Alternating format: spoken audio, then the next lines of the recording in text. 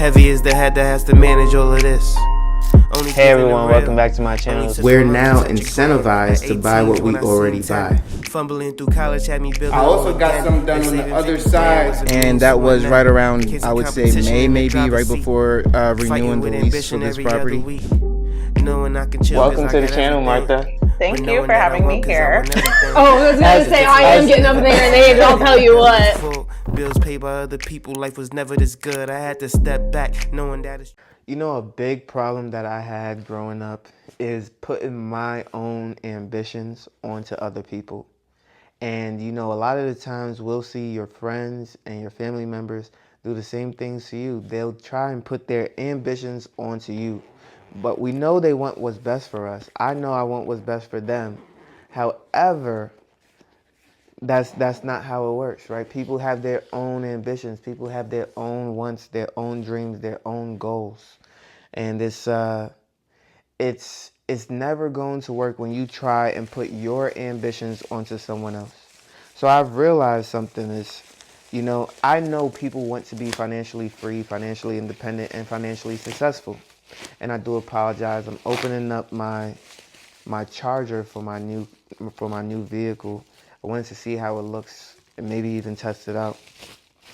So I completely understand that that people want financial independence and financial freedom, but they may not truly be invested in that part of their journey right now.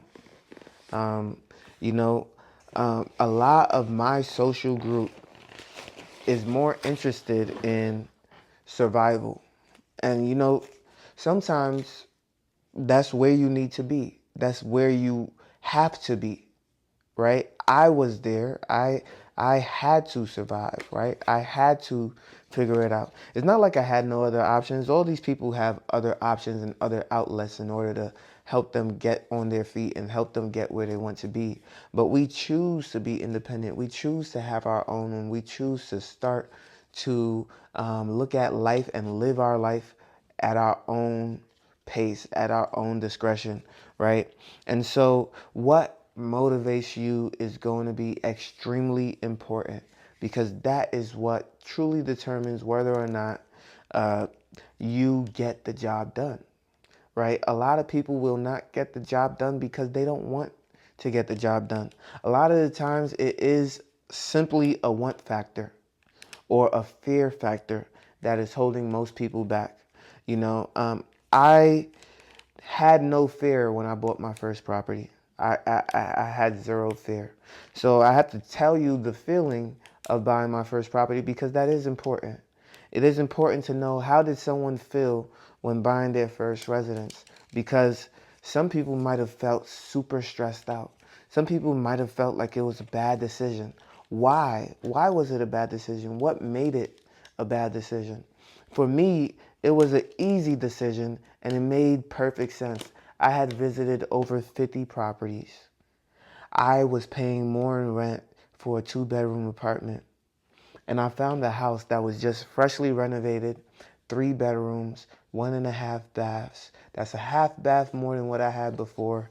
And it was $140,000 at the time. It cost less than what I was paying monthly for my own apartment, luxury apartment. And I just said, you know what?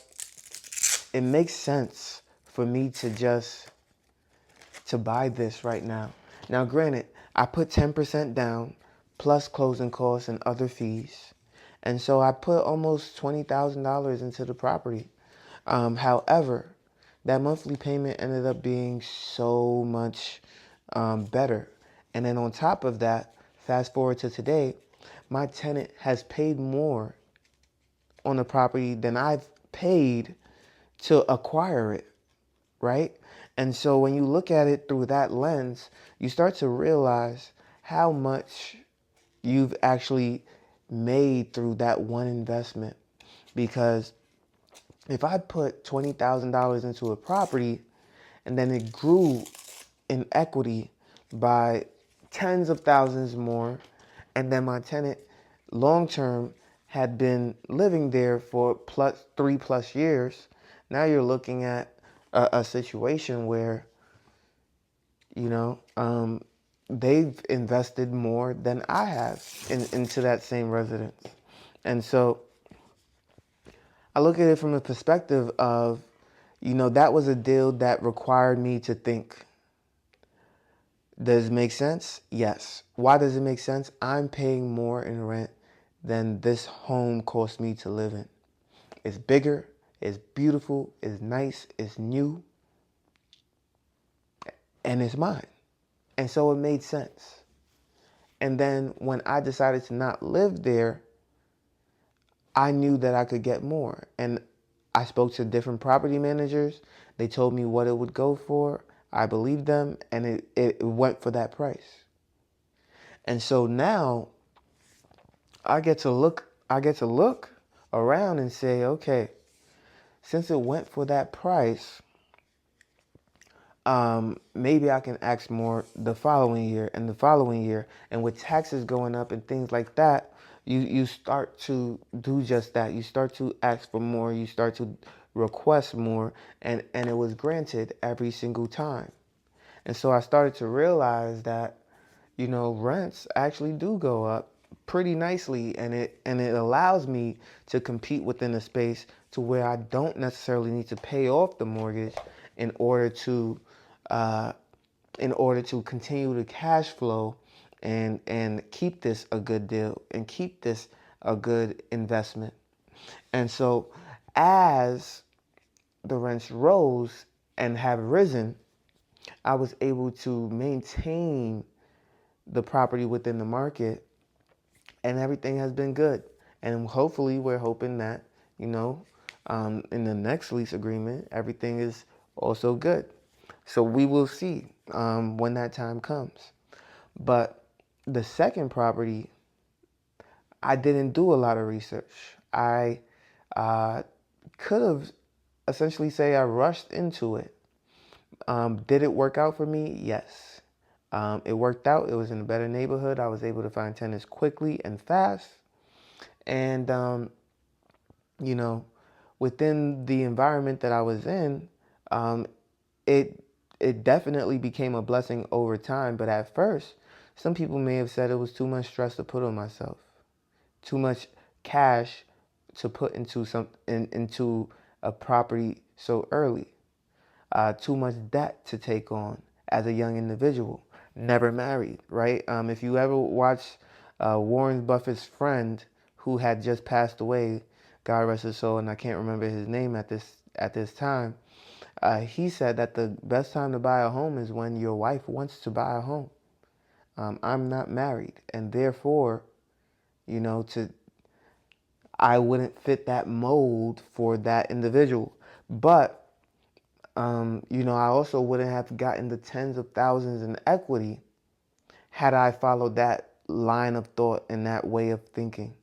And so not all advice is good advice, no matter what billionaire is telling you that.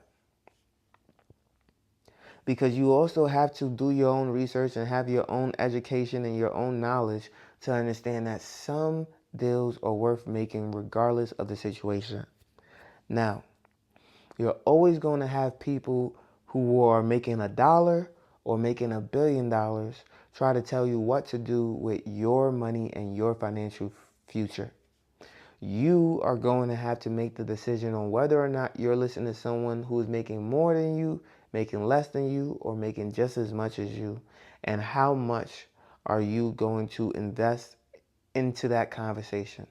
Because a lot of the times what's holding them back from making the same decisions that they're telling you to make are going to be capital that they cannot get themselves, fear, the fear of doing what it is they're asking you to do, but that they believe will work, or simply not having that mindset, not knowing all the intricacies of what it takes in order to run that investment, in order to run that business, in order to run that workplace environment. And so I say all that to say, this is a very important lesson, is to understand, continue to deepen your understanding of not only all those around you, but in what you want to do.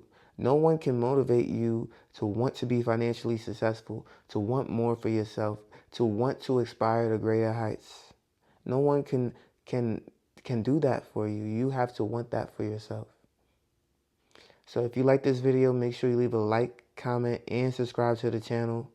I post on Rumble, YouTube, and Spotify for podcasters, and I can't wait to see you on the next one. Peace.